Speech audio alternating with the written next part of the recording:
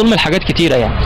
فبلس كمان ان اول يوم رمضان ومدير فني بيفطر قدام اللعيبه ويشرب سجاير ويشرب قهوه قدام اللعيبه، فحاجات بص احنا او احنا مسلمين حاجه روحانيه. ربنا سبحانه وتعالى بيقول لك فاذا بليتم فاستتروا، يعني انت عاوز تفطر وما عندكش مرض ولا حاجه وصحتك ما شاء الله، فافطر بينك وبين نفسك يعني فوق في الاوضه داري عليك نفسك، مش قدام اللعيبه وتقعد تشرب شاي وتشرب قهوه. فالحاجات دي كلها حاجات ربنا سبحانه وتعالى احنا مسلمين يعني، زي اقول لك ربنا بيقول لك فاذا بليتم فاستتروا يعني استر نفسك. فدي حاجات انا شايفها يعني ما اعرفش يعني انا ما اعرفش الحاجات دي كلها انا من وجهه نظري تخلص على اي فريق يعني طبعا انا شايفها ان هي بعيده تماما عن كره القدم. ماتش الاهلي انا بنلعب الاهلي 20 سنه 8 لعيبه صغيرين، بقول لك جبنا جون في نفسنا وضيعنا ضربه جزاء واحنا كنا الاحسن.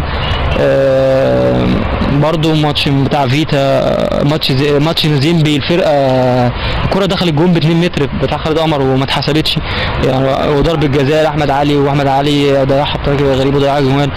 فانا شايف ان حاجات مالهاش دعوه بالكوره.